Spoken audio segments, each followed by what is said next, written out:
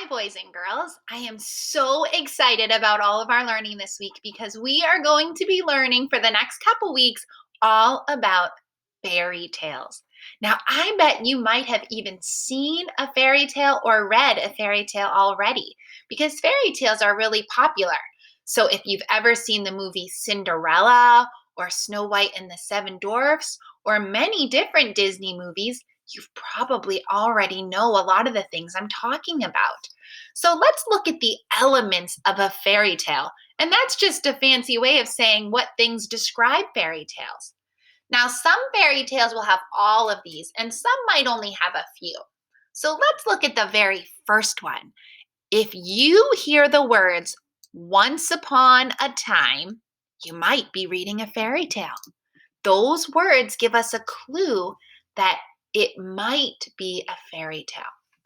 Or if there are talking animals, like in the Three Little Pigs, if they're wearing clothes or they're given human characteristics, it might be a fairy tale. The third thing is number 3 or number 7. So here's the 7 dwarfs from Snow White and the 7 dwarfs. Or you could think of the 3 little pigs, or sometimes there's 3 problems in a fairy tale. So be on the lookout for anything that has to do with the numbers 3 or number 7 in everything that we read for the next couple of weeks. Now, the next thing we need to consider is the setting. Remember, setting is where a story takes place. So if the setting is a castle, a cottage, a woods, a little cabin, all of these give us a clue that it might be a fairy tale. Something else to look for when we're reading or watching or listening to fairy tales is magic. If there is magic, like magic wands, or maybe if someone turns something into something else, like a pumpkin turns into a stagecoach, then it might be a fairy tale. Now, this is a little tricky, but we've been spending a lot of time learning about events. Sometimes there's a big problem in a fairy tale, or sometimes there's lots of little problems. Think about Cinderella when she got locked into her room. That was a big problem. But the great part about fairy tales is there's often a solution.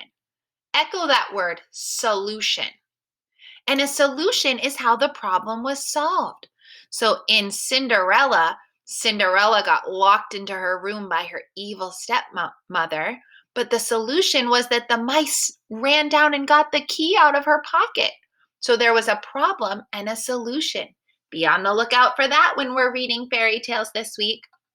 Now, in fairy tales, there is sometimes a good character versus an evil character. The good character could be a kind animal or an animal that works really hard or a person. And the evil character could be an evil stepmother, a wicked dragon, or a wicked witch, or a big bad wolf. It could be anything that is good versus evil.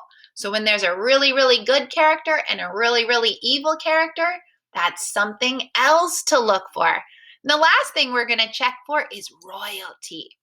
Royalty is a fancy way to say kings, queens, princes, princesses. So there is often royalty in fairy tales. Now we're going to do something fun the next couple weeks, and every time you read or watch a fairy tale, I want you to pull this up and see if you can figure out how many things your fairy tale had. So some things that we read might only have 4 or 5, but other things that we read might have 9 or 10. Let's see if we can find one with 10 things in it. That's really hard to do for a fairy tale to have all of the elements in just one story. Let's repeat them. I'll say it first, then you echo. Once upon a time.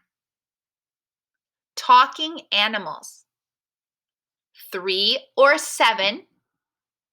Setting is castle, cottage, or woods. Magic. Problem, solution, good versus evil, royalty, And thank goodness I had you repeat them because I forgot the best part. In many, many fairy tales, there is a happy ending where it might say, and they all lived happily ever after, or it might just be a happy ending. So echo that one, happy ending. Great job, boys and girls. I hope you have lots of fun over the next few weeks learning about fairy tales and keeping your eyes out for those elements of fairy tales so that we can say how many elements were in each fairy tale that we read or watched.